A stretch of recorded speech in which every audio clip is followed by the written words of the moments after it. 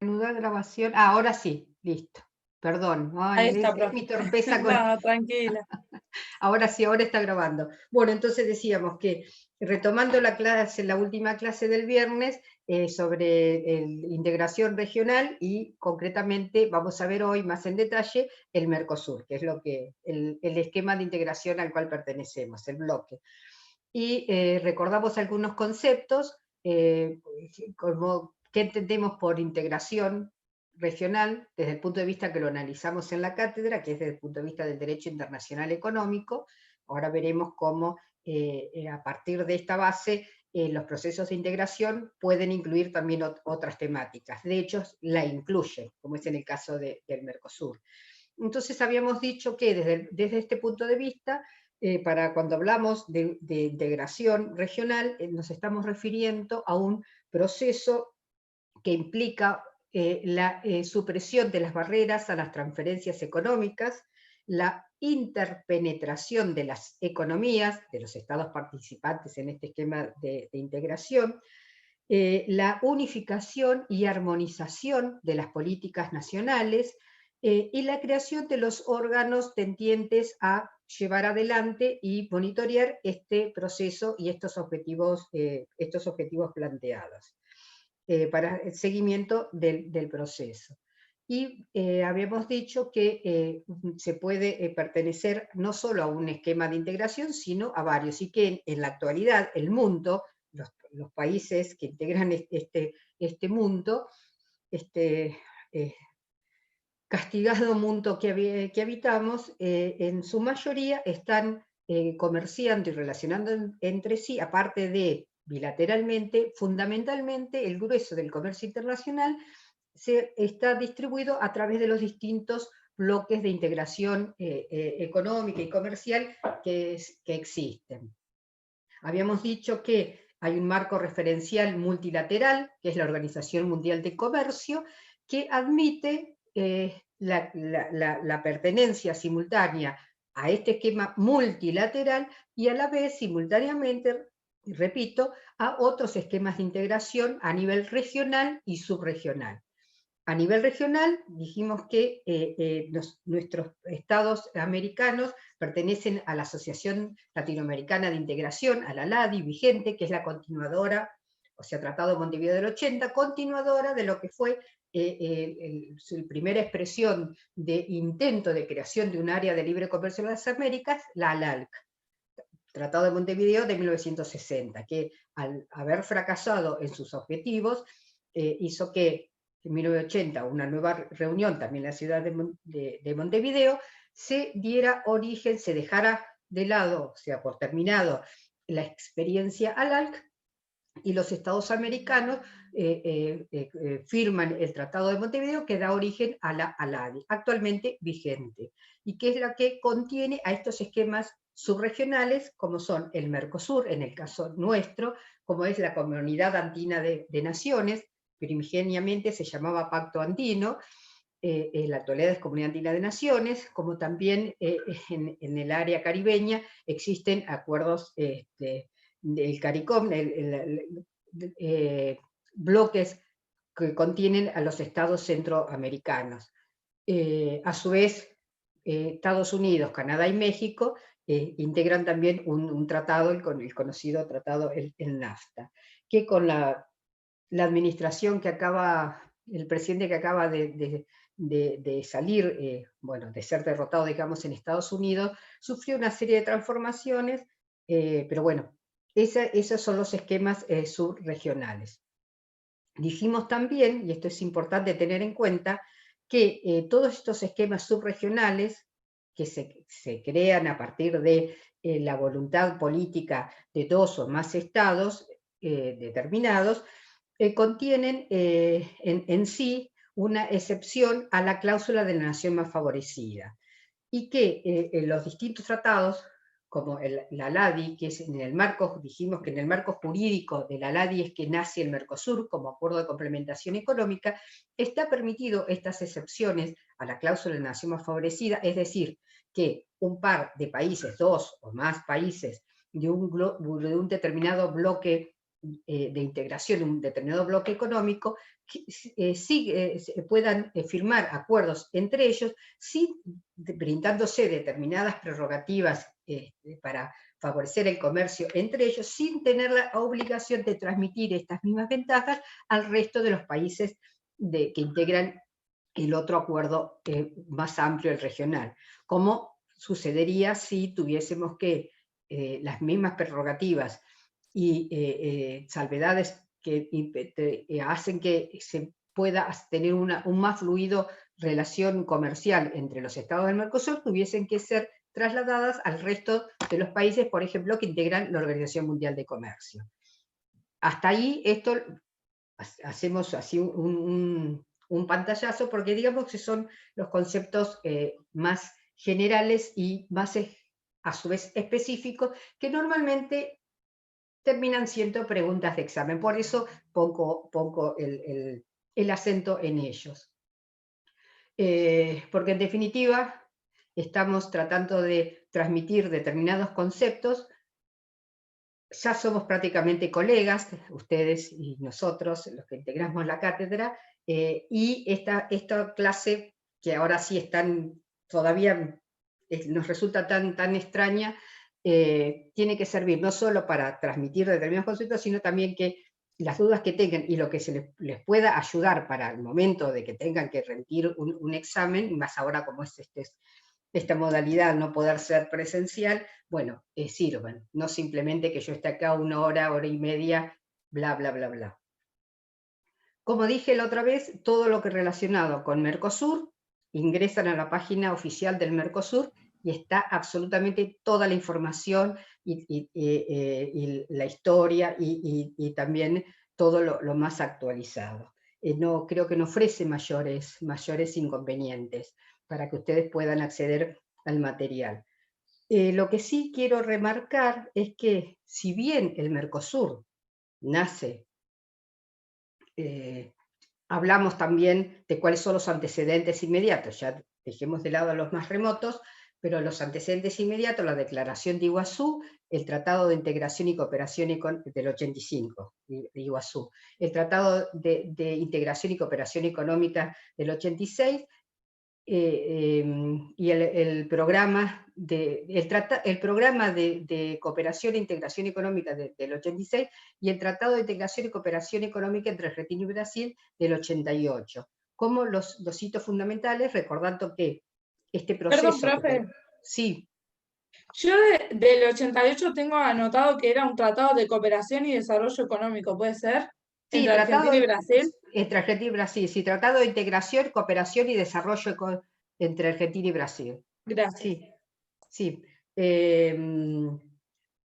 Decíamos entonces que es fundamental recordar que este proceso que culmina con la firma del Tratado de Asunción en noviembre del 91, como un proceso que se inicia básicamente sobre la decisión política de los dos estados más importantes en esta zona de América del Sur, Argentina y Brasil, de dejar de lado antiguas rivalidades, una vez recuperada la democracia en ambos estados. Por eso es la importancia de la Declaración de Iguazú y el acercamiento entre Raúl Alfonsín, como presidente de la Argentina, y José Sarney, presidente de la República Federativa del Brasil.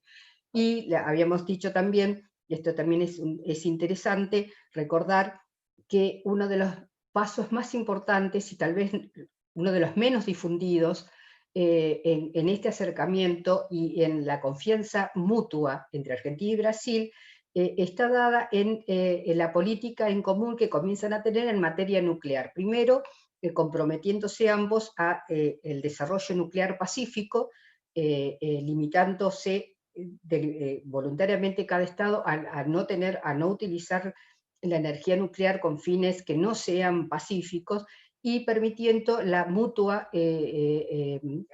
exploración e inspección de las plantas productoras de energía nuclear, Angra dos Reis en Brasil y Pilcanilleu en Río Negro, en la República Argentina.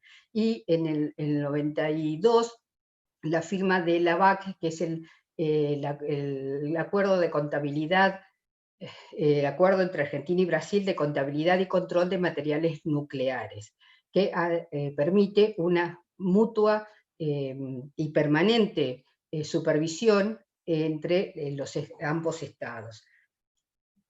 Realmente es uno de los hitos más importantes en cuanto a la confianza mutua de un estado, de ambos estados, dejando de lado una tradición de rivalidad y de mutuas sospechas, fomentada sobre todo por la cantidad de años en que, tanto en Argentina como en Brasil, quienes estuvieron al frente del Poder Ejecutivo, y, o sea, por lo tanto, de la dirección de la política de Estado, han sido gobiernos militares.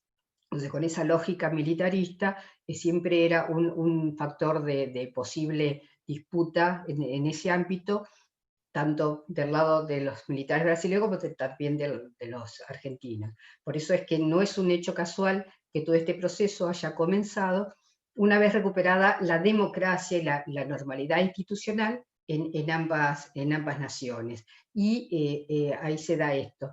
Y sí, realmente como es un dato poco conocido, ¿no? Poco divulgado, esta cuestión de la cooperación en materia de investigación y desarrollo pacífico de la energía nuclear.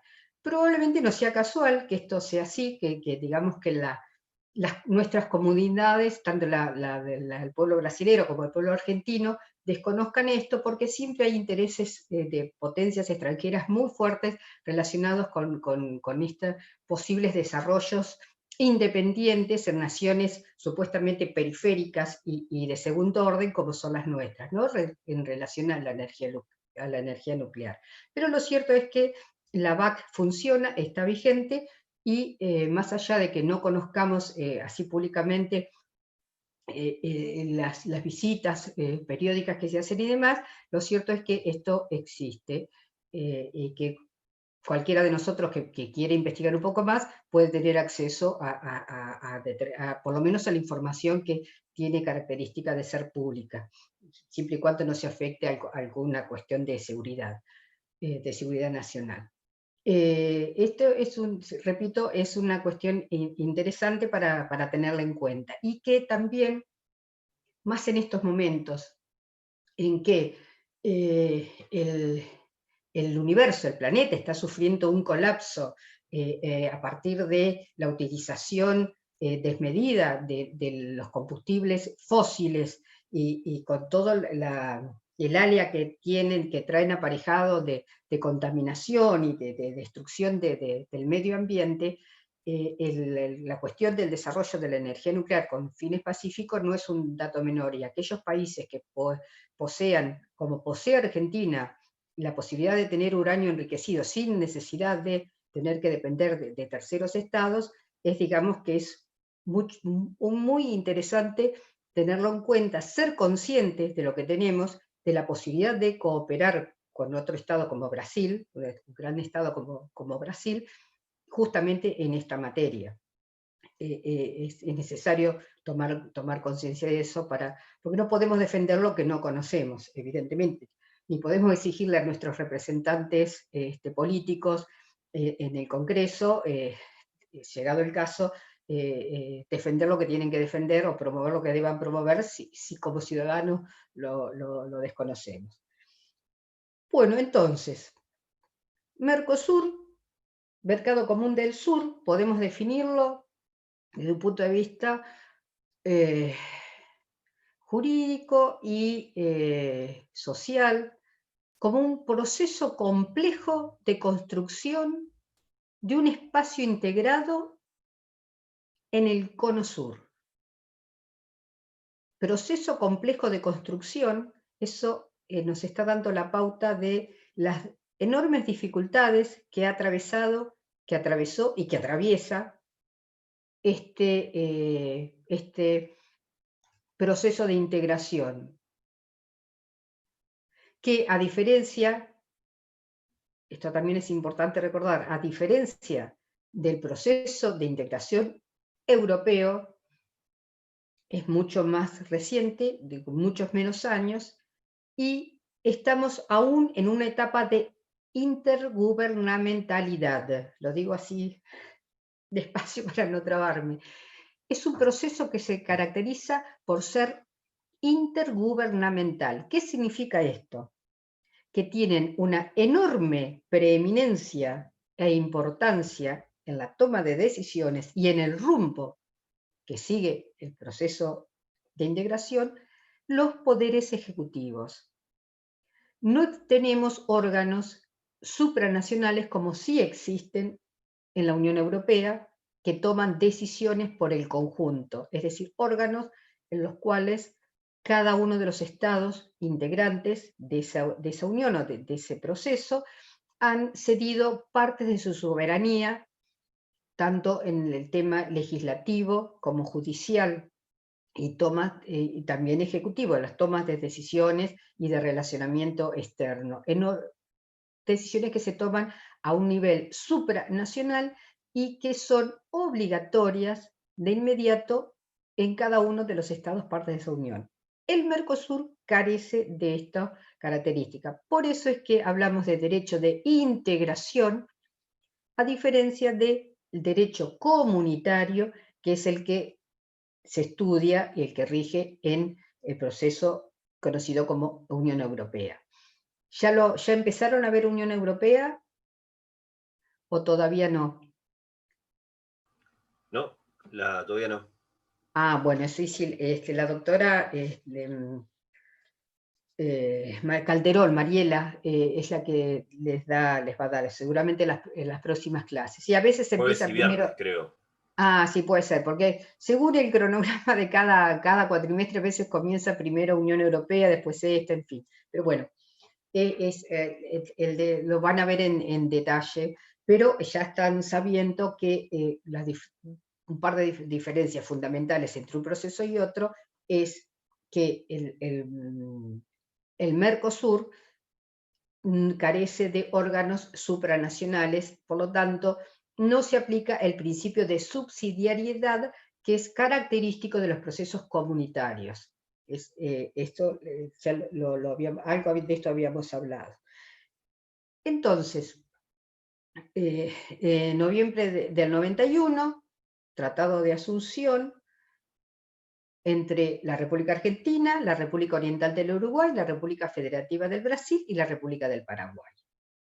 Habíamos dicho que Chile había participado un par de años antes en acuerdos y en reuniones ya de un grupo binacional, pero que se aleja, ha estado yendo como observador, pero finalmente no acepta integrarse a este bloque.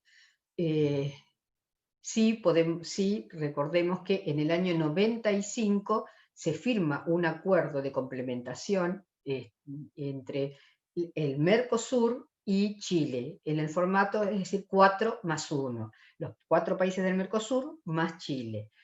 También se ha firmado en el 1996 otro acuerdo de complementación económica y de integración del Mercosur con Bolivia.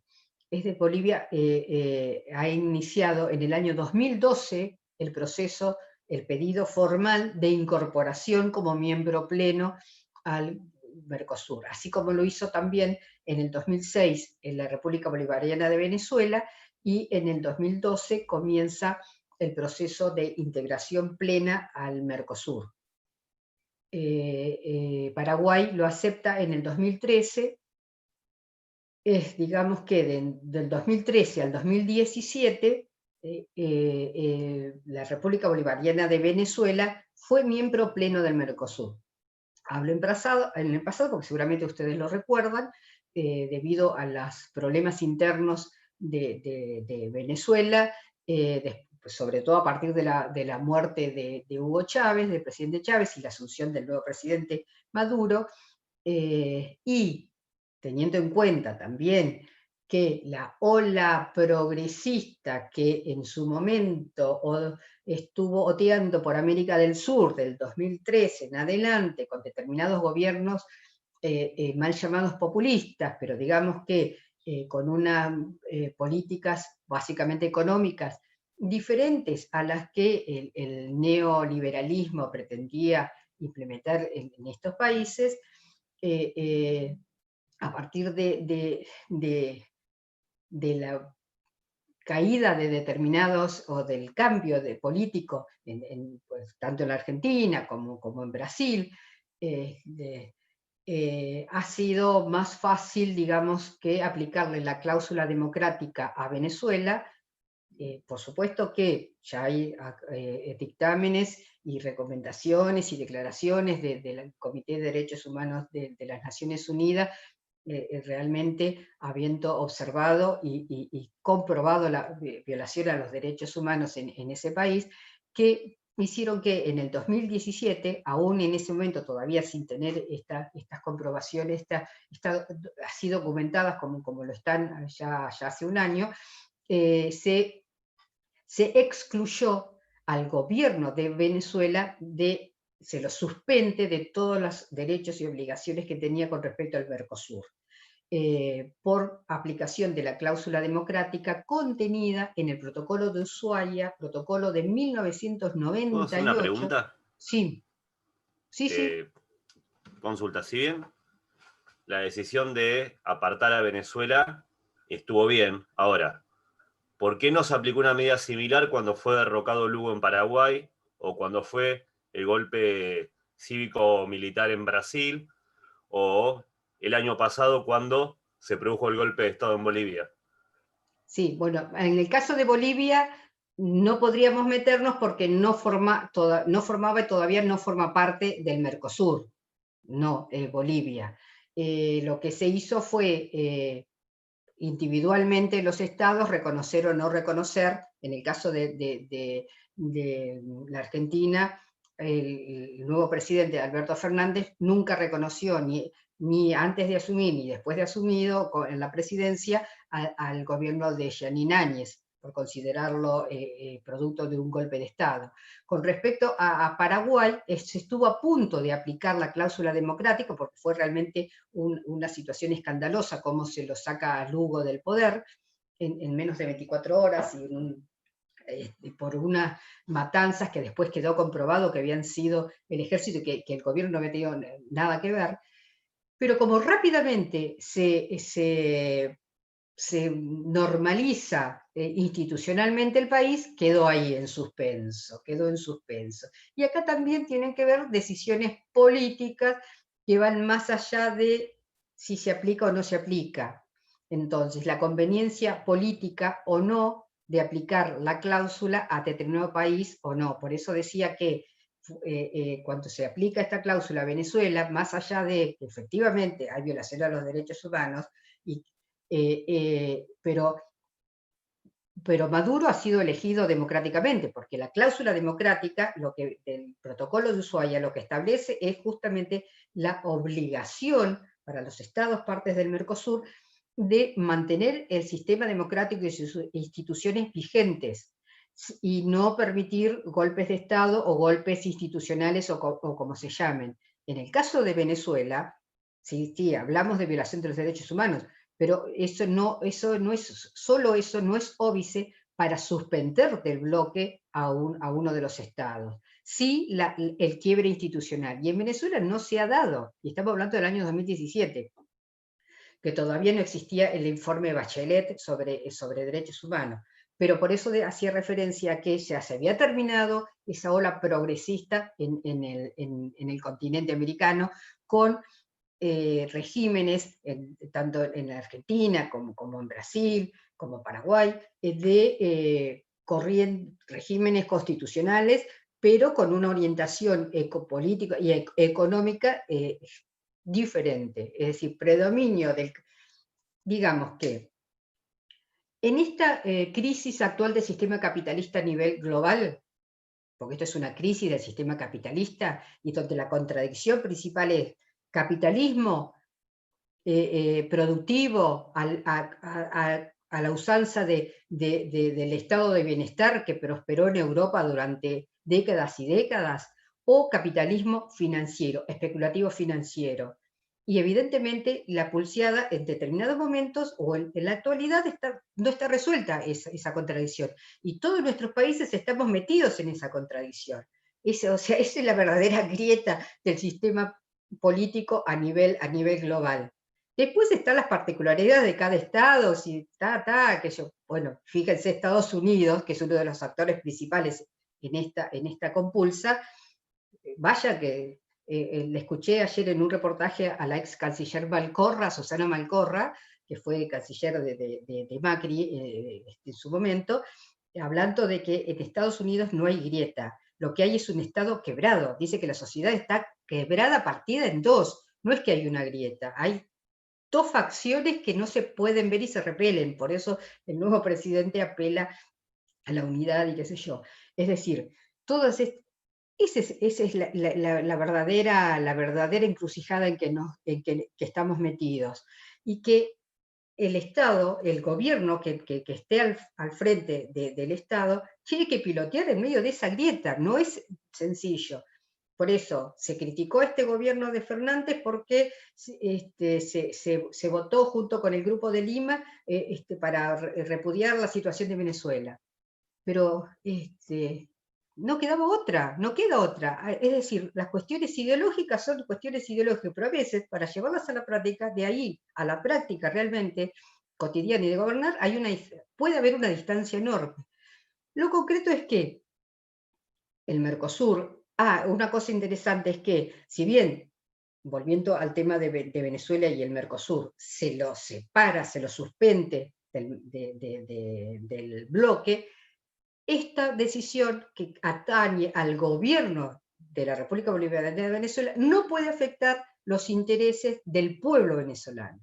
Por eso es que el pueblo venezolano tiene sus representantes en el Parlamento, en el Parlasur, porque los parlamentarios del Mercosur representan al pueblo de sus respectivos estados, de sus respectivas naciones. Esto suspende el gobierno, pero no puede afectar los intereses y toda la ayuda que se pueda brindar, o sea, no se puede perjudicar, que esta decisión no puede perjudicar al pueblo venezolano. Está dirigida a la sanción al gobierno de turno, en este momento, de caso de Venezuela. Entonces, ¿cómo nace el Mercosur? Bueno, estamos hablando de la década del 90, principios de la década del 90, con una orientación casi estrictamente comercial y económica. Así tenemos cuáles son los objetivos que están planteados en el artículo 1 del Tratado de Asunción. Establece la libre circulación de los factores productivos, la libertad de establecimiento de personas físicas y jurídicas, la armonización de las políticas nacionales, la creación de una zona de libre comercio y la posibilidad de ampliarlo hacia una unión aduanera para en algún momento llegar a esta aspiración de máxima, que es la creación de un mercado común. Entra en vigor el Tratado de Asunción en noviembre de 1991 y se plantea un periodo de transición que culminó el 31 de diciembre de 1994. En este periodo de transición, de noviembre del 91 a diciembre del 94, debía crearse, de hecho se crea casi de manera bien, la zona de libre comercio. A partir del 1 de enero del 95, entró en vigor el arancel externo común para la creación de la unión aduanera.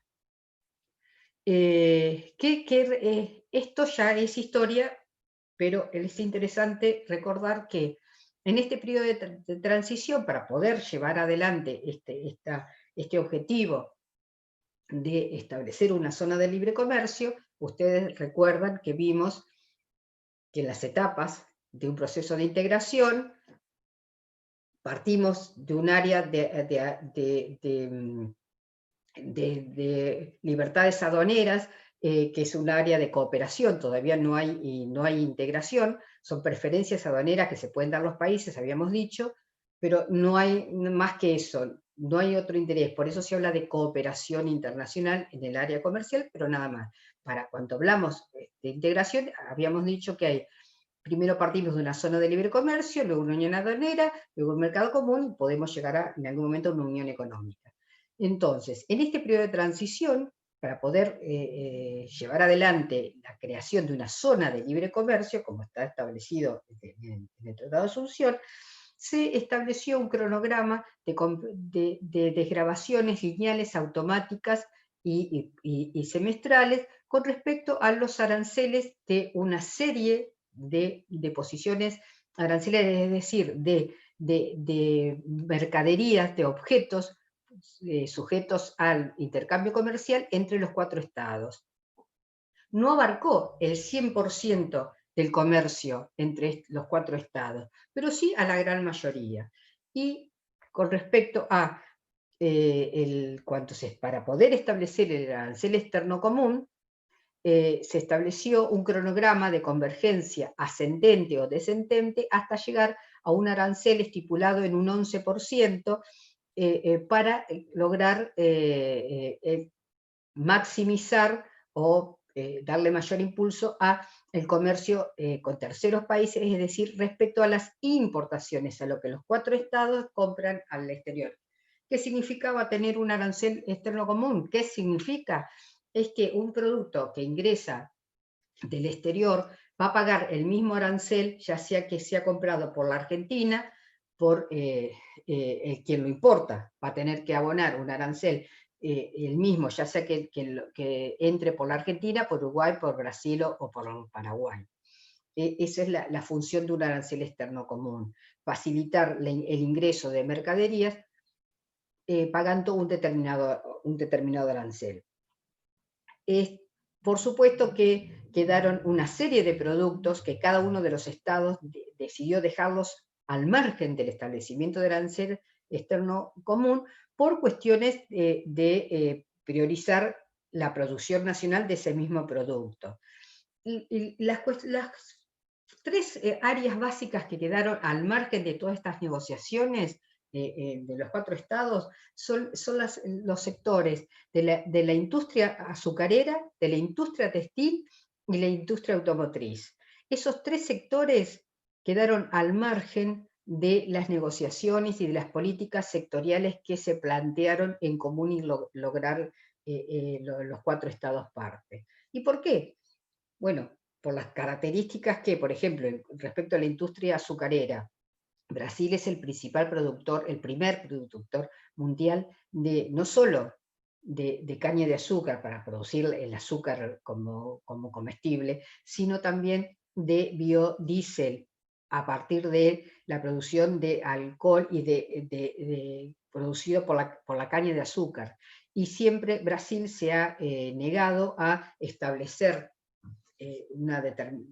bajar aranceles o no, o tener que compartir con otros estados. Por ejemplo, nosotros también tenemos una producción azucarera interesante, pero no hemos desarrollado el valor agregado a esa caña de azúcar como sí lo ha hecho Brasil. Por lo tanto, Brasil, al ser el primer productor mundial en este rubro, bueno, marca las condiciones para la regulación del comercio referido a ese sector. Por lo tanto, Brasil hace la suya con respecto a todo lo que sea la caña de azúcar y sus productos derivados de la misma. Argentina hace lo propio. En cuanto a Paraguay y Uruguay no les interesa este rubro porque no tienen producción considerable de esto. En el tema del sector textil, bueno, el sector textil básicamente el mayor obstáculo para lograr políticas comerciales comunes es que parte del sector es básicamente productor a nivel nacional, otro sector es básicamente importador, porque le resulta más productivo comprar textiles del rubro de la calidad o del tipo que sea, en países que tienen una mano de obra muy, muy barata, como son los países de Asia central y de Asia Central.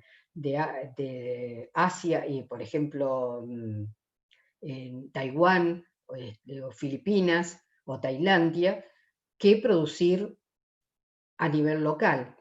Entonces, eso hace que sea muy difícil al sector ponerse de acuerdo. Yo recuerdo años, sí, creo que fue los años 90, qué sé yo, el producto de acá conocido de Mar del Plata, típico de un textil muy, que es una marca marplatense. Bueno, la mano de obra venía de Taiwán, no se fabricaba acá. Durante un periodo, evidentemente les convenía más mandarlo a diseñarlo acá, pero mandarlo a confeccionar afuera. Bueno, esas son las vicisitudes que hacen también de acuerdo a las distintas características impositivas y demás, y comerciales de cada uno de los países, que hace que no sea posible establecer criterios comunes con relación a este rubro industrial. Por eso que son acuerdos que se pactan por fuera de lo que es la regulación típica del Mercosur, que está establecida en el Tratado de Asunción y otros protocolos. Y con respecto a la industria automotriz, también tengamos en cuenta que los principales productores son Brasil y Argentina, pero las empresas son multinacionales, no son empresas nacionales. Y las empresas multinacionales se haciendan en uno u otro estado de acuerdo a las ventajas competitivas que cada uno de los estados les provean. Hubo muchas tensiones durante los años 90, entrados el siglo XXI también, hasta que se ha logrado equiparar y lograr un acuerdo automotor entre Argentina y Brasil, que establece que cada uno de los estados, cada uno de estos países venderá al otro una cantidad equivalente de autos que deberá recibir. Es decir, se compensan recíprocamente en la compra y en la entrada y salida, cada uno de los estados, de estos vehículos. Porque tienen un gran componente de materiales que no son producidos ni en la Argentina ni en Brasil, y otros componentes que sí. Por eso todo lo que es la industria autopartista, tanto argentina como brasileña, es sumamente importante y depende, es un gran sector de la industria que está representada por estos fabricantes de autopartes, que por ahí hacen una décima o una milésima parte de lo que es todo un auto ya completo, pero que mueve, eso implica tener personas a cargo, trabajadores y toda una industria pequeña o mediana funcionando. Entonces, todas estas cuestiones son las que en las negociaciones comerciales deben ser tenidas en cuenta. Digamos que ya hace varios años que el tema automotor está bastante tranquilo y más o menos coordinado en Argentina y Brasil. Es decir, no hace tiempo que no hay sobresaltos en esta materia. Esas son las cuestiones las tres grandes sectores industriales que quedaron al margen de las negociaciones y hasta el día de hoy. La cuestión es que, establecido el arancel externo común a partir de enero del 95, ingresamos a lo que en Derecho de Transición Económico conocemos como Unión Aduanera. Dijimos también, y lo recordamos ahora, que en realidad el arancel externo común tiene tantas excepciones que en la práctica es casi se ha convertido en una excepción, y lo que el país maneja, los países del Mercosur manejan en relación al comercio internacional, a la importación de determinados productos, es el derecho de importación extrazona. Obviamente, si no hubiera un arancel externo común, hay que proponer otro tipo de arancel. ¿No se podrá llamar arancel externo común? Bueno, le encontraron este nombre, el derecho de importación extrazona, que funciona para la importación de determinadas posiciones arancelarias cuando no está establecido el arancel común. Y puede variar de un país a otro, evidentemente.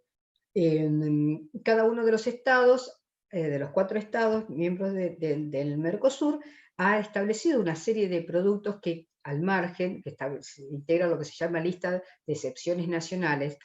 Cada estado tiene que ha presentado todos aquellos ítems arancelarios que integran lo que se llama la nomenclatura común del Mercosur, que equivalen o representan a determinados productos que por X razones de política comercial nacional, de proteger la industria nacional, quedaron al margen del arancel externo común y que se negocia caso por caso, y llegado el caso que se tiene que comprar entre los estados partes. Para eso funciona uno de los órganos que es la Comisión de Comercio del Mercosur. Entonces, para poder establecer que justamente a partir del 1 de enero de 1995 entrábamos en la segunda fase, ya habíamos dejado el periodo de transición, la zona de libre comercio en un 80% ya establecida, y pasábamos a formar una unión aduanera, en diciembre del 94 se firma entre los estados miembros del Mercosur el Protocolo de Ouro Preto, el POP, Protocolo de Ouro Preto. ¿Qué establece el Protocolo de Ouro Preto? Bueno, es fundamental recordar que que le da una apariencia definitiva a la arquitectura jurídica del Mercosur. ¿Y por qué digo apariencia definitiva? Porque si bien redefine órganos ya creados en el Tratado de Asunción y crea otros, y redefine, por ejemplo, la Secretaría Administrativa, crea la Comisión de Comercio, también establece en un artículo la posibilidad de que los estados partes, si así lo deciden y lo consideran necesario e indispensable, se convoquen a una conferencia internacional en la cual vuelvan a definir y redefinir cuál es la arquitectura institucional del Mercosur. Por eso es que digo que es una apariencia de institucionalidad. Pero lo concreto es que hasta el día de hoy, desde diciembre del 95 a la fecha, eso no se ha producido. Por lo tanto, podemos decir que el Mercosur, de acuerdo al artículo 34-35 del Protocolo de Ouro Preto, es un sujeto de derecho internacional con personalidad jurídica propia y que establece la obligatoriedad de las normas que emanan de los órganos que tienen capacidad decisoria. ¿Cuáles son esos órganos? En primer lugar, el Consejo Mercado Común. Consejo Mercado Común, acá es donde yo necesitaría el pizarrón, o si no voy a tener que animarme a los PowerPoint, a establecer acá, pantalla partida. Todavía no me animo, pero que para el próximo cuatrimestre tengan más suerte los alumnos, que hayamos aprendido un poco más. El Consejo Mercado Común, que es el órgano principal, el que tiene la facultad de dirigir el proceso de integración, que está representado por los ministros de Relaciones Exteriores de cada uno de los estados parte, y es presidido cada 6 meses, se llama presidencia pro tempore, por uno de los presidentes de alguno de los estados partes. En este momento, a partir de junio, quien preside el Consejo Mercado Común es el presidente de Uruguay, Lacalle Pou. Se establecen por orden alfabético, así que Uruguay, de los países. Uruguay después empezaría nuevamente, le seguiría Venezuela, si estuviese en funciones. Como no lo está suspendida, el próximo país va a ser otra vez la República Argentina. Cada 6 meses se cambia la presidencia pro tempore. El Consejo Mercado Común elabora decisiones. Esto es importante recordarlo, porque esto también son preguntas de examen y integran alguna de los choice que se toman ahora. El Grupo Mercado Común es otro órgano con capacidad decisoria del Mercosur, tanto el Consejo como el grupo ya existían, estaban mencionados y creados en el Tratado de Asunción. El Grupo Mercado Común es que está representado por los presidentes de los bancos centrales y los ministros de Economía de los estados partes. Y es el que maneja la agenda del Consejo Mercado Común y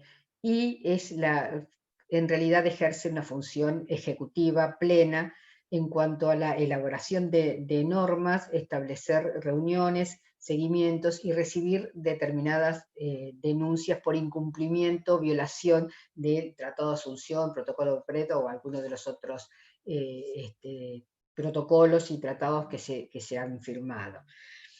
Y el Protocolo de Europreto agrega dentro de estos órganos con capacidad decisoria y por lo tanto con las normas que elaboran son obligatorias para los estados partes, la Comisión de Comercio del Mercosur, también integrada por representantes de los ministerios de Economía de los estados partes, que tiene como misión fundamental entender en todas las cuestiones de índole estrictamente comercial que se plantean entre los socios. También el Protocolo de Preto crea la Comisión Parlamentaria Conjunta, que es la que a partir del 2002 da origen al Parlamento del Mercosur. Parlamento del Mercosur que tiene su reunión en el 2007, su primera reunión en el 2007, estableciendo un régimen, un periodo también de transición hasta el 2011, y que se había establecido que en el 2014 sería la primera elección directa de los miembros. Ahora después vamos a ver el Parlamento. Pero en su origen, la Comisión Parlamentaria Conjunta, órganos sin capacidad decisoria y las normas que dice son recomendaciones. No dije que el Grupo Mercado Común elabora recomendaciones y la Comisión de Comercio directivas. Entonces, recuerden, Consejo Mercado Común, decisiones. Grupo Mercado Común, resoluciones.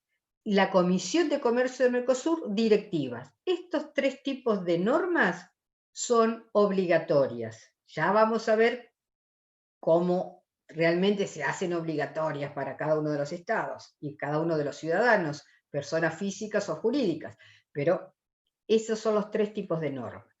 Los otros órganos no tienen capacidad decisoria, por lo tanto, las resoluciones o recomendaciones, mejor dicho, recomendaciones que puedan elaborar, son recomendaciones, pero no tienen la capacidad de obligar ni a otros órganos ni al Estado.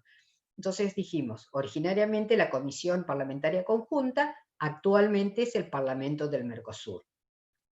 El Foro Consultivo Económico y Social, donde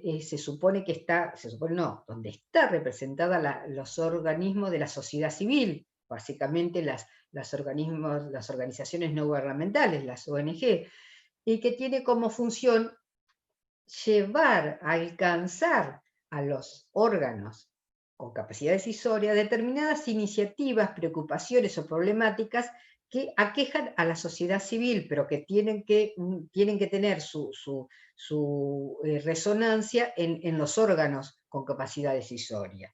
Y la Secretaría Administrativa del Mercosur, que Europreto la jerarquiza. La Secretaría Administrativa del Mercosur tiene su sede en Montevideo, lleva la agenda y tiene la función de llevar lo que llamamos el boletín oficial del Mercosur, es decir, el órgano que publica todas las normas elaboradas por los órganos con capacidad decisoria del Mercosur, ya sea las que se aprueban y las que ya han entrado en vigor. Para que una norma Mercosur, ya sea una decisión, una resolución o una directiva, sea efectivamente obligatoria en cada uno de los estados parte, cada uno de los, estamos hablando de 4 porque dijimos que en la actualidad son 4 los que están en funcionamiento y efectivo.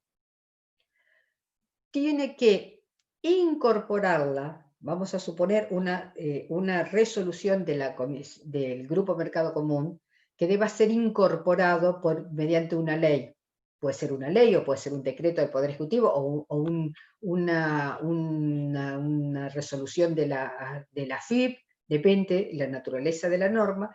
Vamos a suponer que esta resolución tenga que ser incorporada mediante una ley del Congreso de la Nación. Entonces, debe ser aprobada por el Congreso de la Nación, debe ser promulgada por el Poder Ejecutivo, como siguiendo el proceso ordinario de promulgación, de nacimiento de las leyes en nuestro país, debe ser publicada en el Boletín Oficial, y una vez hecho este proceso que es de recepción interna, la Argentina debe comunicar a la Secretaría Administrativa del Mercosur que lo ha cumplido.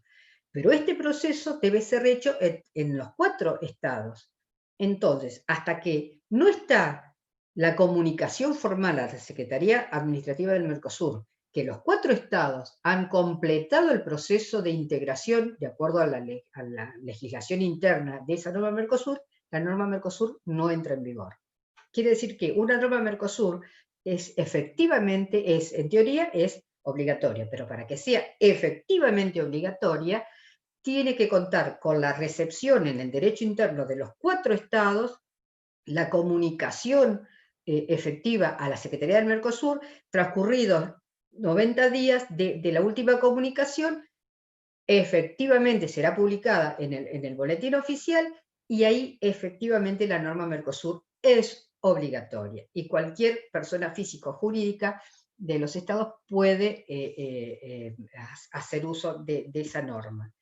Eso hace que en la práctica mucha normativa producida por los órganos con capacidad decisoria no se apliquen aún. Entonces, una de las funciones que tenía la Comisión Parlamentaria Conjunta, y que la tiene ahora de acuerdo al protocolo de creación del Parlamento del Mercosur, es favorecer y facilitar la incorporación de las normas Mercosur a cada uno de los estados, partes, de los estados nacionales, para que efectivamente estas normas sean de aplicación real y no queden solo en la teoría. Además de, por supuesto, el Parlamento del Mercosur, que actualmente está integrado por funcionarios parlamentarios elegidos específicamente para esta función. En el 2011, o sea, desde 2007 hasta el 2000, que fue la primera reunión, cómo se integró. Ahí deciden este proceso de transición del 2011 al 2014 y del 2014 en adelante. Quienes integraron el Mercosur fueron parlamentarios ya elegidos por cada uno de los partidos políticos de cada uno de los estados partes. Tenían la doble función algunos de estos diputados argentinos, paraguayos, uruguayos, brasileños. Además de ser diputados por tal o cual partido político en su estado, integraron el Parlamento del Mercosur. A partir del 2014, la fecha, en nuestro caso, la primera elección directa de parlamentarios del Mercosur se hizo en el 2015. Debió haberse, a partir de ahí, ingresaron personas al Parlamento del Mercosur específicamente elegidas para esa función, independientemente del Congreso argentino.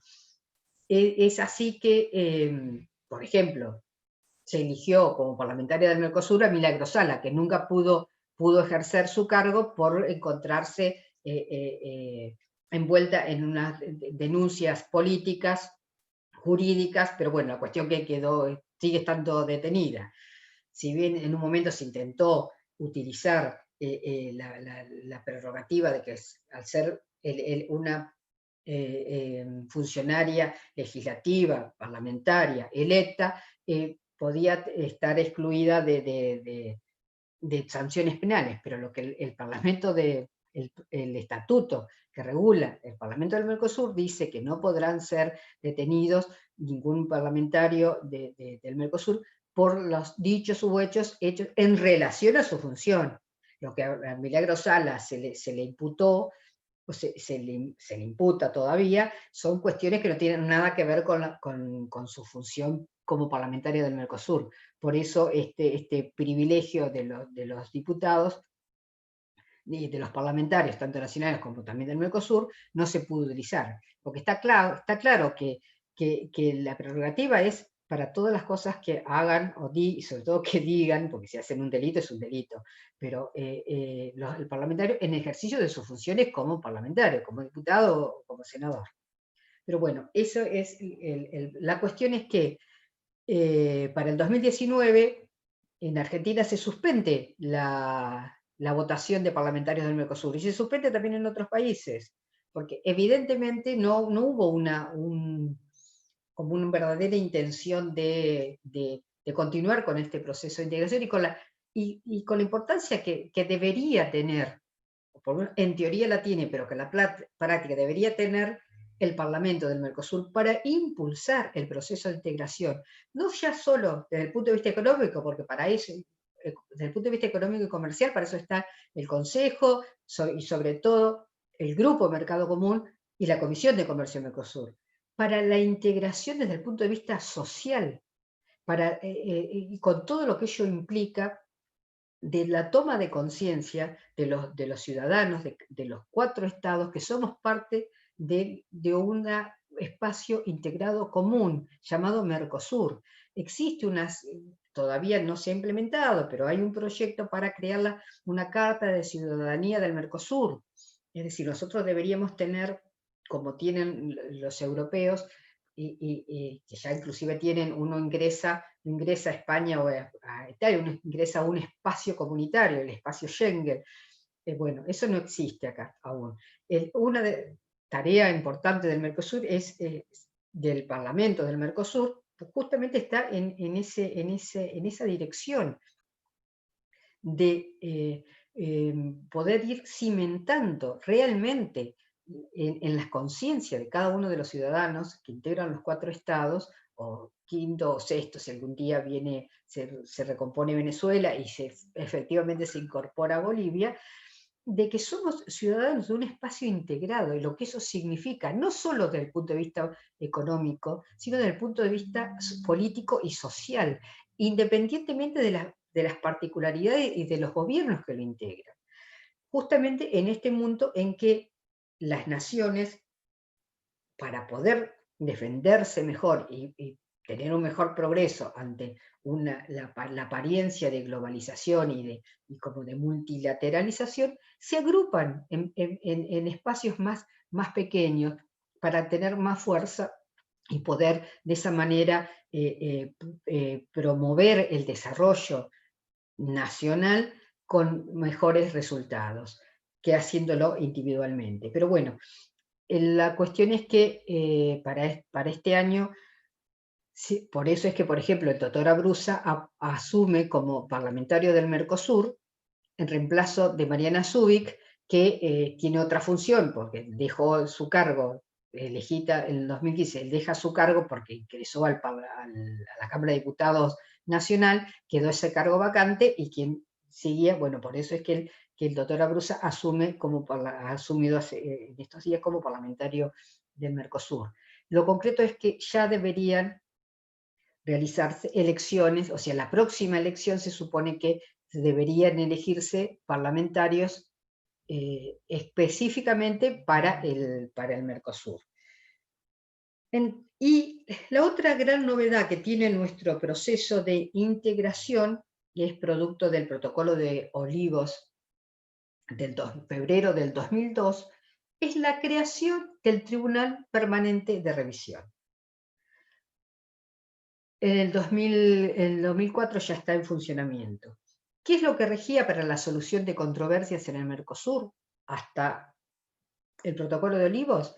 El Protocolo de Brasilia, también de diciembre del 1994. El Protocolo de Brasilia sobre la solución de controversias en el Mercosur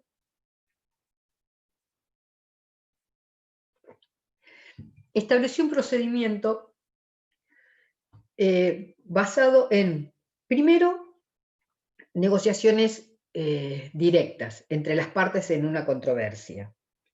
si no se arribaba a una solución, la posibilidad de recurrir a un tribunal arbitral ad hoc, es decir, creado para el caso, integrado por árbitros para el caso específico concreto.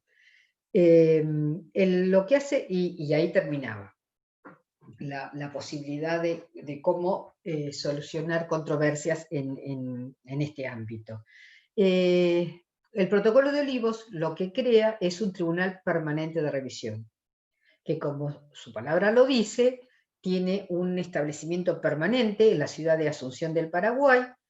Los 5 jueces que lo integran no tienen la obligación de vivir en Asunción del Paraguay, pero sí tienen la obligación de estar de una disponibilidad permanente, es decir, que cuando se los cite, cuando es necesario que se reúnan los 3 o los 5, deben estar dispuestos a reunirse en la sede natural que es la ciudad de Asunción, capital de la República del Paraguay. Este tribunal permanente de revisión, como su palabra lo está indicando, funciona como un tribunal de alzada con relación a los laudos arbitrales que puedan elaborar los tribunales arbitrales ad hoc. ¿Sobre qué tema? Sobre las cuestiones de derecho y las interpretaciones jurídicas que se hayan hecho en el lado arbitral. Como todo tribunal de alzada, lo que va a analizar son las cuestiones de derecho y las cuestiones jurídicas. Quiere decir que el procedimiento actual en funcionamiento, en esta cuestión de controversias que se establezcan entre 2 o más estados, ¿relativas a qué? Relativas a la interpretación, aplicación o violación, esto está en el artículo 1 del protocolo de Olivos, que crea el Tribunal Permanente de Revisión, la aplicación del Tratado de Asunción, de los protocolos que se han firmado a partir del Tratado de Asunción y de las decisiones, resoluciones o de los órganos o las directivas emanadas de los órganos con capacidad decisoria. Entonces, la interpretación, sobre el cumplimiento o la violación de alguna de estas normas habilita al Estado que siente que esto ha sido en su perjuicio a demandar al otro u otros estados, y para eso tiene dos opciones. Puede elegir, porque el protocolo de Olivos así lo autoriza, un órgano de solución de controversias de otro esquema de integración al cual pertenezca, por ejemplo, el órgano de solución de controversias de la LADI, o el órgano de solución de controversias de la OMC, porque todos nuestros estados a su vez pertenecen tanto a la LADI como a la OMC, lo cual es muy criticado, porque le quita autonomía este órgano, al Tribunal Permanente de Revisión, si uno puede elegir otro. Obviamente que elegido un órgano determinado, no se puede pues plantear, sea cual fuere el resultado de su actuación, no puede plantearse el mismo tema ante otro órgano de solución de controversias. Esto es para evitar el forum shopping, lo que se conoce como forum shopping, obviamente. Entonces, vamos a suponer que 2 estados, Argentina y Uruguay, por ejemplo, ante una controversia, Argentina denuncia, Uruguay denuncia a la Argentina, por un motivo específico. Hubo un laudo interesante con relación a la fabricación y venta de bicicletas en Uruguay,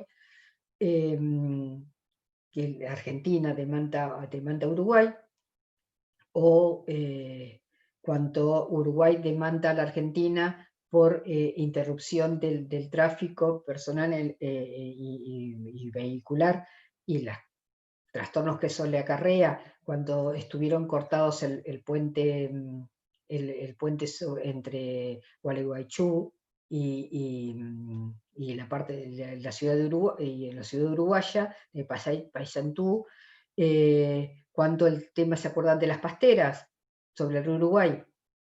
A principios del siglo, 2002, 2003, bueno, no, 2003, 2004. Sí, ya estaba el gobierno de Kirchner. Bueno, los estados en la controversia deciden someterse a lo establecido en el Protocolo de Olivos y en el Estatuto de Funcionamiento del Tribunal Permanente de Revisión. ¿Y cuáles son los pasos a seguir? ¿Cuál es el procedimiento en una controversia? Primero, siempre, al igual que en el Protocolo de Brasilia, las tratativas directas.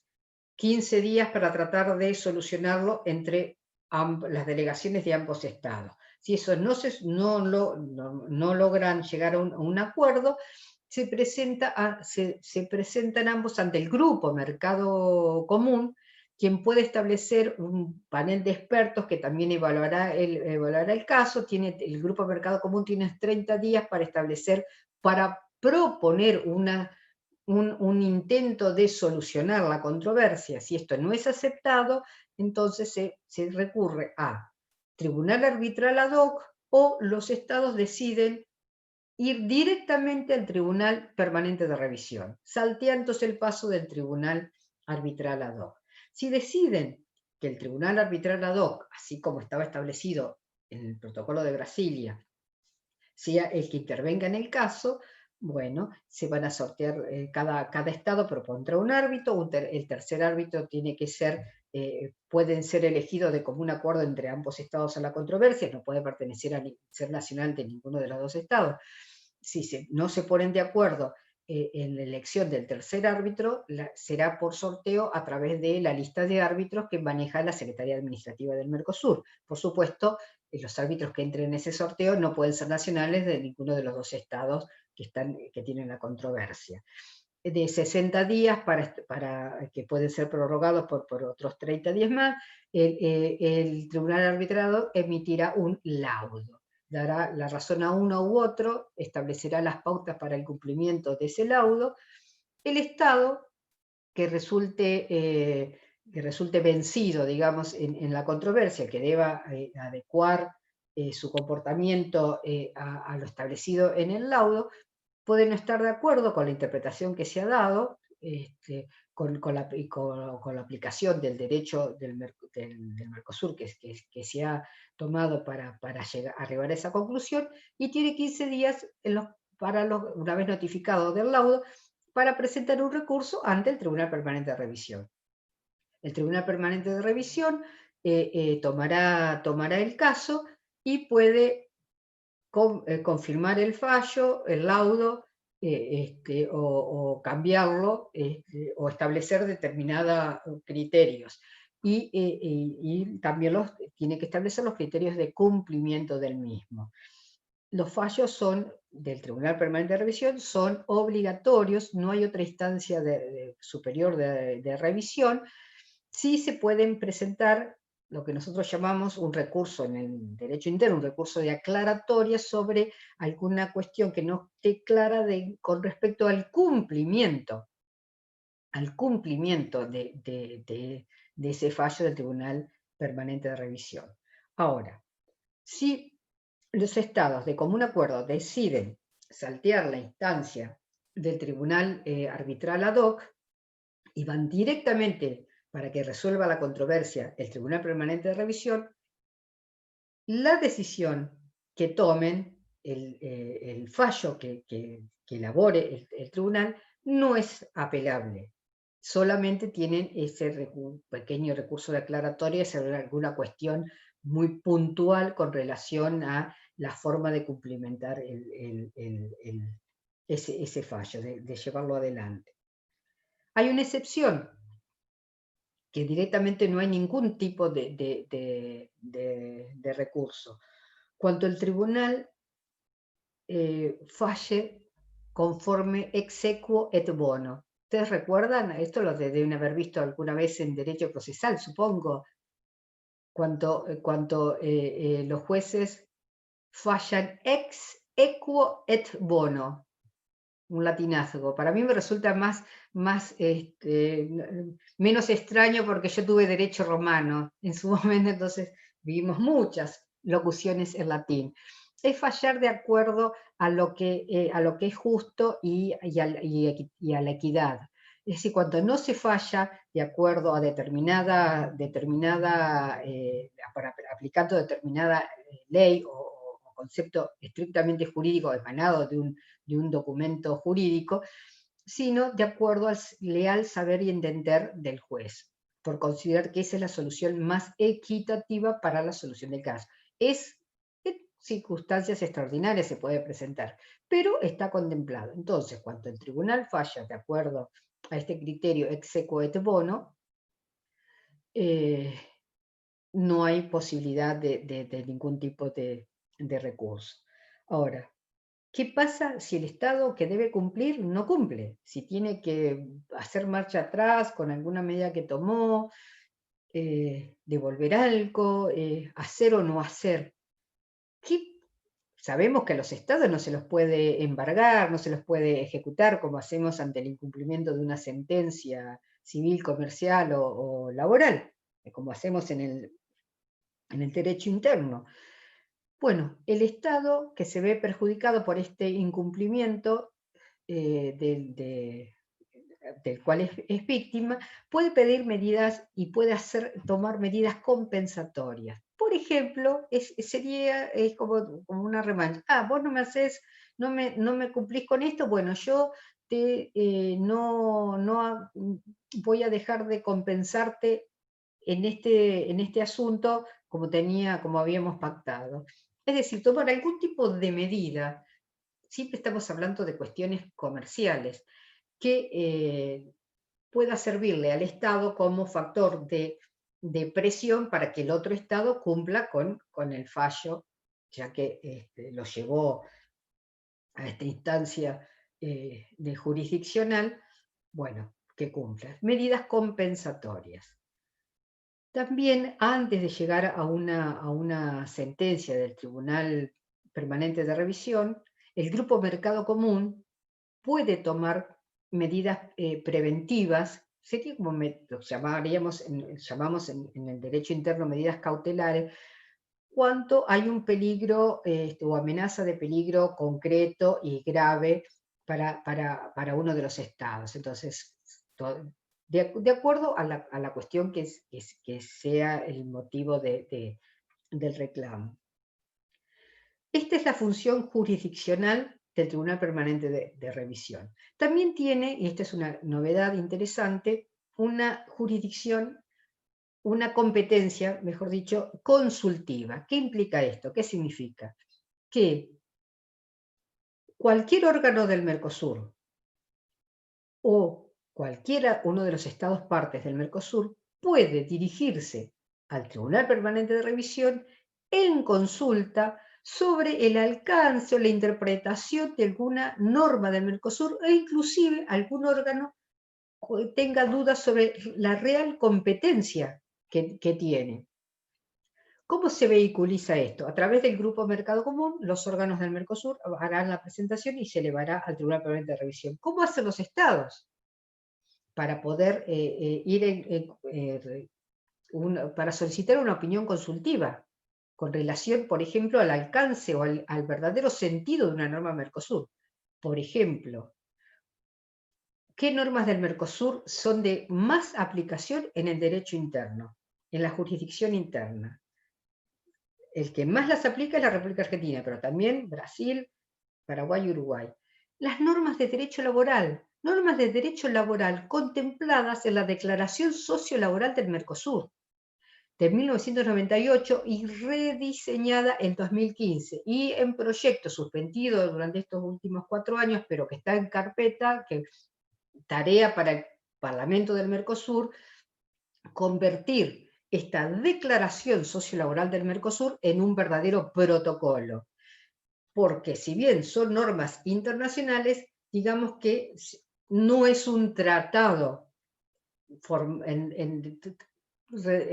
nacido de debida forma, como cualquier tratado internacional, que en el caso del Mercosur, todos estos tratados llevan el nombre de protocolos. Entonces, está en proyecto, está en carpeta, convertir la Declaración Sociolaboral del Mercosur en un protocolo, que junte justamente toda esta normativa. Pero como son normas internacionales, de carácter internacional, a las cuales el Estado argentino se ha comprometido a respetar, por este juego del artículo 27, 31, 75, inciso 20, en este caso inciso 22 y 24 de la Constitución Nacional, la Corte Suprema ha tomado estas normas en numerosísimos casos. Entonces, por ejemplo, uno de los más conocidos es López Condisco, del año 2009, en que se aplica, aparte de un convenio de la OIT con relación a la sindicalización o no de los trabajadores, se aplican también normas de la Declaración Sociolaboral del Mercosur, la Corte Suprema de Justicia de la Nación. Ahora, vamos a suponer que el Tribunal 4 de Mar del Plata, ante un pedido expreso, yo soy de mencionar yo hago derecho laboral, generalmente parte actora la mayoría de las veces, y siempre estoy haciendo mención a estas normas. Hasta ahora no ha pasado de eso, no ha habido mayores inconvenientes, pero vamos a suponer que el Tribunal 4, el Tribunal o cualquiera de los 4 tribunales en ejercicio laborales de la ciudad, ante un pedido concreto de aplicación para la solución del caso de una norma contenida en la Declaración Social del Mercosur, tiene dudas si es realmente así, si está bien interpretado o no. Entonces, ¿cómo va a ser? Lo va a plantear de acuerdo al mecanismo que establece el reglamento que se ha creado para las opiniones consultivas en relación a las consultas hechas por los estados parte. El tribunal, en este caso, lo mismo podría tratarse de un juez civil o comercial o de familia, de alguna norma relacionada a alguno de los protocolos de la materia civil y comercial, por ejemplo, o cuestiones relacionadas con divorcios o cuestiones estrictamente familiares, que supongo que esos protocolos los habrán visto en las distintas materias, estando en civil o en procesal civil, supongo, o familia. La duda la va a plantear ante el órgano superior. Si estamos hablando de un tribunal laboral, su órgano superior inmediato es la Suprema Corte de Justicia. Bueno, en el caso de un juzgado de civil y comercial o de familia, lo va a plantear también ante el órgano superior que tiene, pues salteamos la Cámara, pero el órgano en definitiva que va a decidir es la Suprema Corte de Justicia de la provincia. La Suprema Corte de Justicia a su vez lo va a elevar al Tribunal Supremo del Estado, que en este caso es la Corte Suprema de Justicia de la Nación, y la Corte Suprema de Justicia de la Nación es la encargada, es la interlocutora directa con el Tribunal Permanente de Revisión. Entonces, siguiendo este paso, el Tribunal Permanente de Revisión tomará conocimiento de cuál es la duda planteada al Tribunal Laboral 4 de la ciudad de Mar del Plata, y va a resolverlo, y emitirá una opinión. Lamentablemente, esta opinión es eso, de acuerdo al protocolo de Olivos, es simplemente una opinión, no tiene carácter de obligatoriedad, lo cual también es harto criticado porque quita una herramienta valiosísima para crear la jurisprudencia y un derecho, realmente un derecho del Mercosur, con un organismo rector en cuanto y último intérprete de las normas del Mercosur. Pero bueno, también sería tarea para los parlamentarios del Mercosur poder cambiar esto, ¿no? en algún momento. La cuestión es que existe, esta es novedad también traída por el protocolo de Olivos, además de una competencia estrictamente jurisdiccional, una competencia consultiva, a semejanza de lo que existe en las Cortes europeas, que ya eso lo van a ver en su momento con Mariela.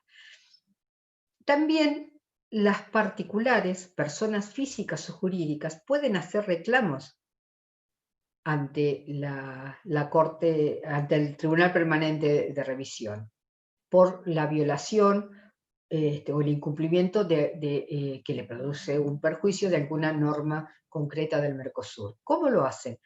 Sí, también dirigiéndose al Grupo Mercado Común. Y, por supuesto, tienen que arribar elementos que comprueben la verosimilitud de lo que están diciendo, lo que están reclamando, y elementos que prueben esa violación o ese perjuicio que se le están ocasionando por la no aplicación o la mala aplicación de una norma Mercosur.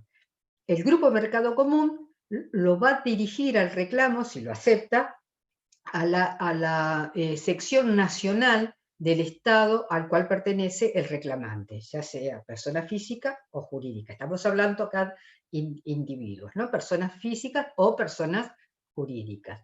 La sección nacional del Estado evaluará el caso, puede llamar a un grupo de expertos que lo analicen, y si la solución propuesta no es aceptada, ¿qué es lo que va a ir al Tribunal Permanente de Revisión?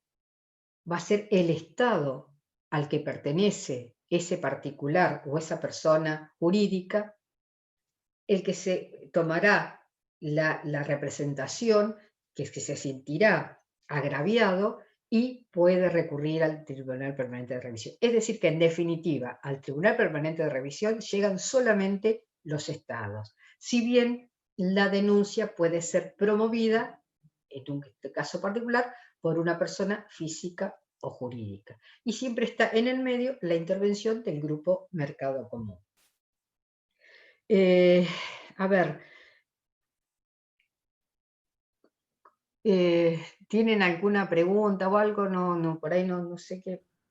Sí, yo, doctora, le Sí. quería consultar cuáles eran los 4 países que integran el grupo del Mercosur. República Argentina. Les digo los nombres así como formalmente. República Argentina, República Federativa del Brasil, República Oriental del Uruguay y República del Paraguay. Y la República Bolivariana de Venezuela está suspendida en el uso, goce y derechos y deberes de Mercosur, sin que esta decisión afecte a los pueblos, al pueblo, a los ciudadanos venezolanos. Esos son. Y el Estado plurinacional de Bolivia, desde el 2012, ha iniciado el trámite para la incorporación como socio pleno, pero no todavía está entrando. O sea que en la actualidad los que funcionan como integrantes plenos del bloque son los 4 originarios: Argentina, Brasil, Uruguay y Paraguay. Sepan esto, que Muchas Venezuela gracias. suspendida, Bolivia en proceso de integración, pero formalmente no lo integra. Sí hay un acuerdo firmado en 1996 entre el Mercosur y Bolivia de complementación económica, como también es firmado con Chile, como también el que se firmó en 1995 con la Unión Europea. Tan cacareado acuerdo entre Mercosur y Unión Europea el año pasado. Ya el Parlamento Europeo se ha manifestado que no quiere este acuerdo. Estamos hablando de 1995, el primer acuerdo de acercamiento entre la Unión Europea y el Mercosur, con Doctora, diversas... ¿Cómo? Una pregunta. ¿Y los otros Sí. 3 países de América del Sur, Colombia, Perú y Ecuador, no tienen interés de integrar el Mercosur? Sí, hay acuerdos de complementación entre Mercosur y Perú, Mercosur y Colombia, Mercosur y Ecuador, como también con Guyana y Surinam. Sí, se han firmado esos acuerdos. Y el Mercosur tiene el compromiso asumido como miembro, con los 4 estados miembros de la LADI, de ir incorporando nuevos estados a este acuerdo.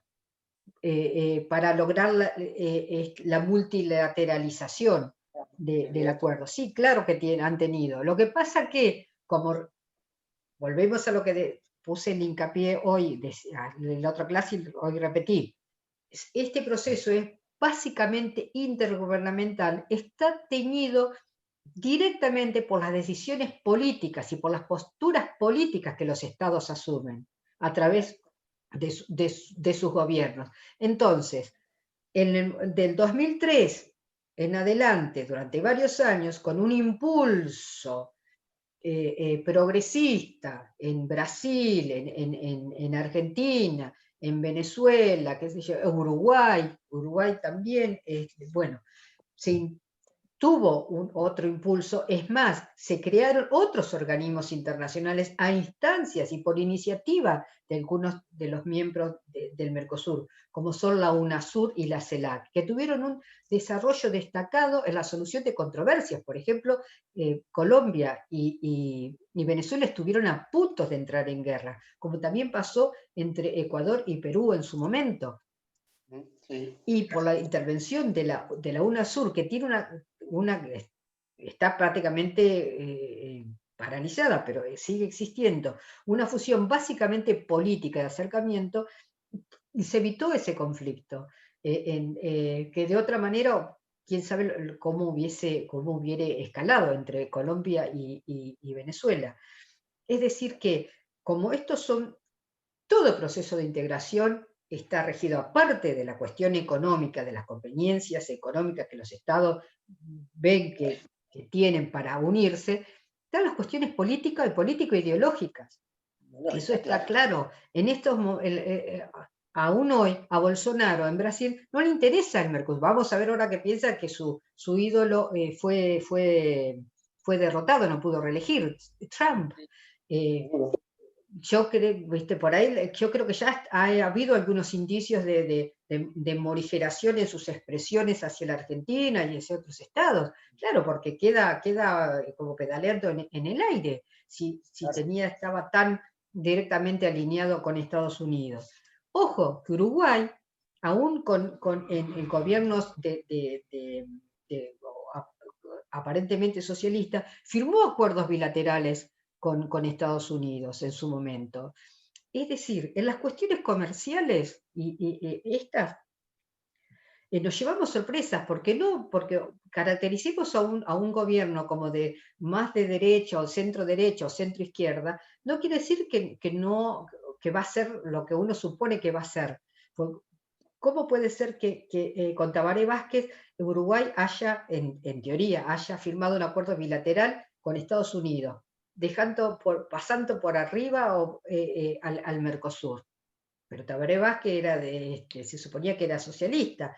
Bueno, lo hizo, porque son las conveniencias, X tendrán sus razones de política interna nacional para hacerlo.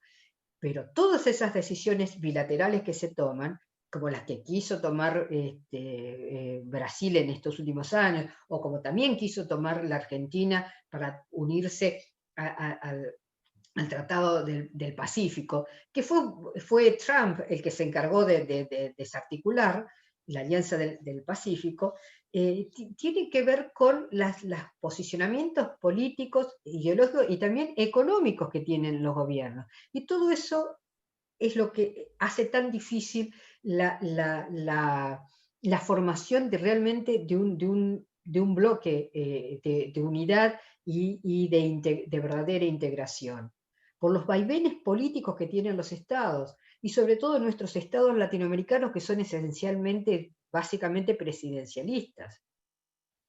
Y porque estamos en momentos en que se ha cambiado el paradigma de explotación de recursos naturales por los países centrales. Ya se ha pasado de la expoliación, de la extracción y de la extracción de recurso natural de determinados países subdesarrollados o en desarrollo para llevarlos a los países centrales.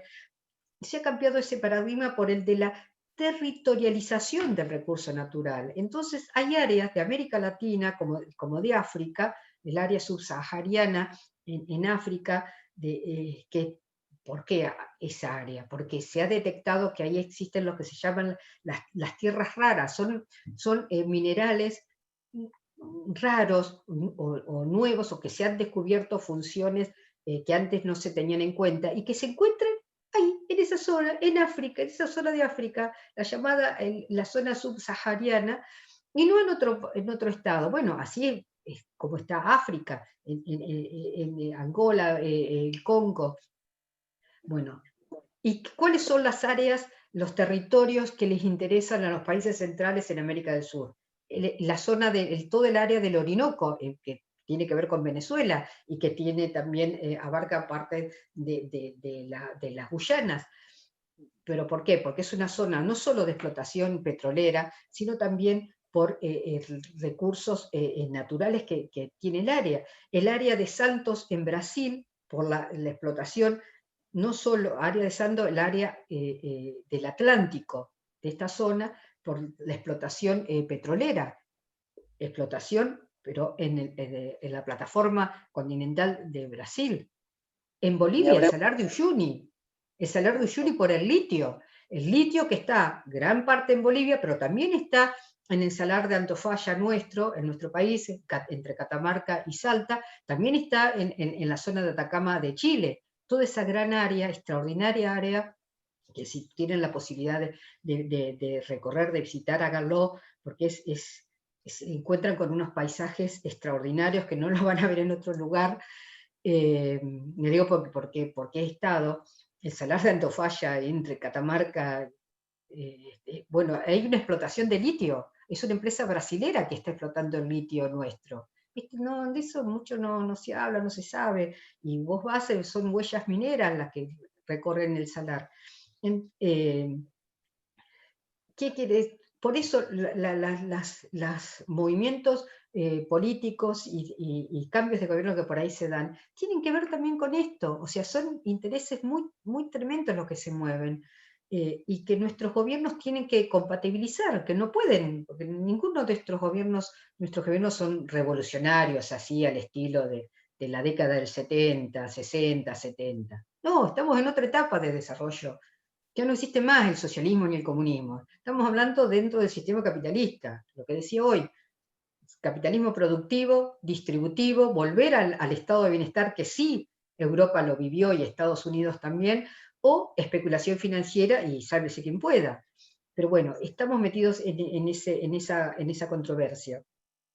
Por eso es que la importancia de poder cimentar, fortalecer un espacio de integración, por lo menos en este pedacito de América del Sur en el cual estamos metidos y que ya está en marcha, y que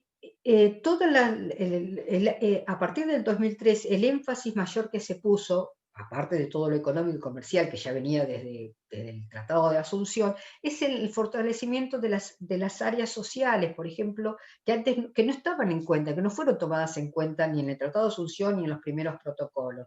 Así es como se crea una sección relacionada con las altas autoridades en derechos humanos del Mercosur, que tiene su sede en la ex Escuela de Mecánica de la Armada, la ex ESMA, que convertida en un sitio de memoria.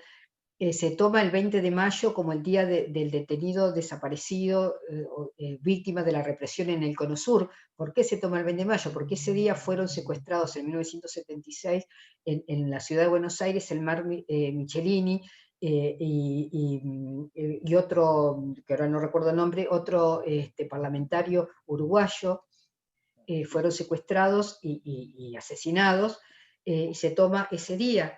Y todo el énfasis está puesto o el mayor énfasis se ha puesto y se ha logrado establecer organismos específicos en el ámbito del Mercosur relacionados con los pueblos originarios, con la igualdad de género y la diversidad sexual, el cooperativismo, la agricultura familiar.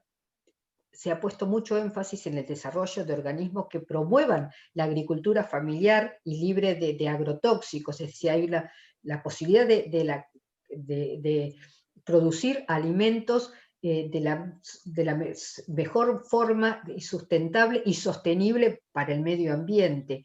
Y en definitiva, toda la cuestión de promoción y de reconocimiento de derechos humanos no es más que el Mercosur y sus estados integrantes de poner en práctica lo que ya se han comprometido de manera individual años A, cuando se fueron parte, firmaron y por lo tanto son parte de la Convención Americana de Derechos Humanos, de la Declaración de los Americana de los Derechos y Deberes del Hombre de 1947, declaración que es anterior a la Declaración Universal de los Derechos del Hombre de 1948 en el ámbito de la ONU. América fue la primera en tener este tipo de declaraciones. No son tratados, pero sí son declaraciones y crean normas internacionales que son obligatorias para quienes han firmado y forman parte de esto. Es decir, el Pacto de Derechos Civiles y Políticos del 68 y el Pacto, los famosos DESCA, el Pacto de Derechos Económicos, Sociales, Culturales y Ambientales. A partir del 2017, la Comisión Interamericana de Derechos Humanos, en el ámbito de la OEA, ha reconocido los derechos ambientales como integrantes de derechos que merecen el reconocimiento, la promoción de los miembros de los estados americanos. Y el Mercosur recoge todo este acervo de normas y las pone en primer plano. Uno de los grandes problemas que tenemos son las asimetrías, no solo económicas, que ya están claras y ya están los mecanismos para solucionarlos, sino las asimetrías jurídicas que existen en nuestros países. ¿Por qué? Porque nuestra Constitución, con la reforma del 94, le agrega al artículo 75 de la Constitución el inciso 24, que dice, esto también es pregunta, así que léanlo, aprobar tratados de integración que deleguen competencias y jurisdicción a organizaciones supraestatales en condiciones de reciprocidad e igualdad, y respeten el orden democrático y los derechos humanos. Las normas dictadas en su consecuencia tienen jerarquía superior a las leyes.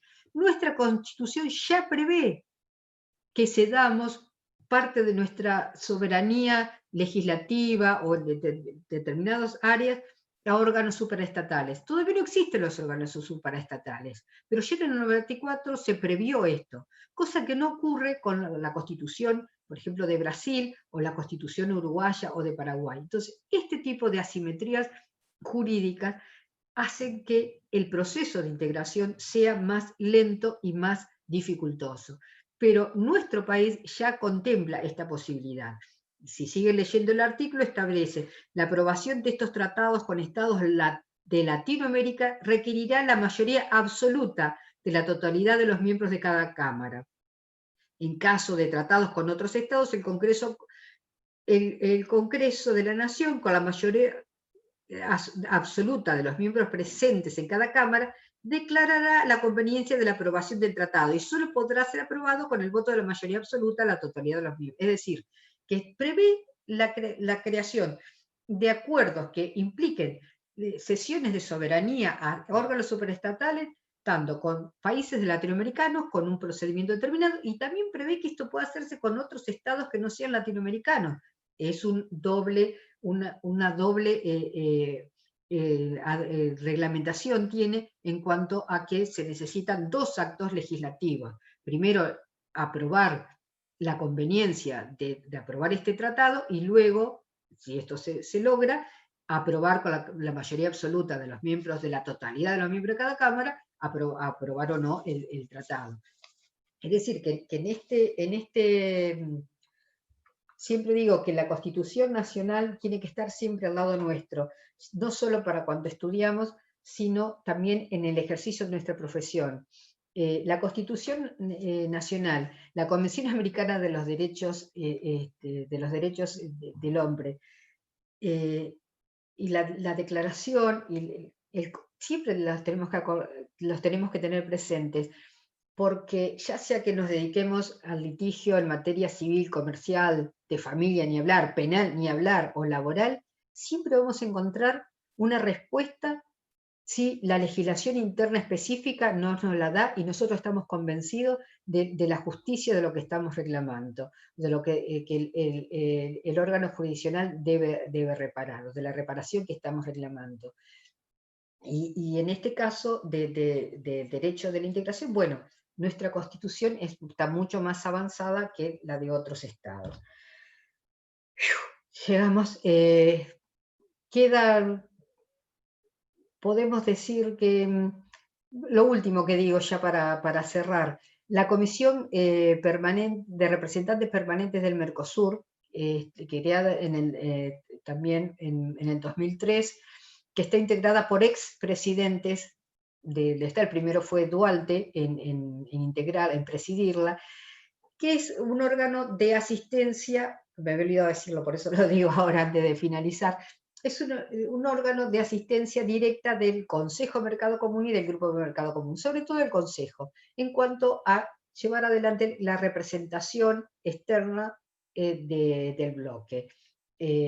Por eso la preside siempre un expresidente de alguno de los estados partes. Bueno, creo que lo más importante está dicho.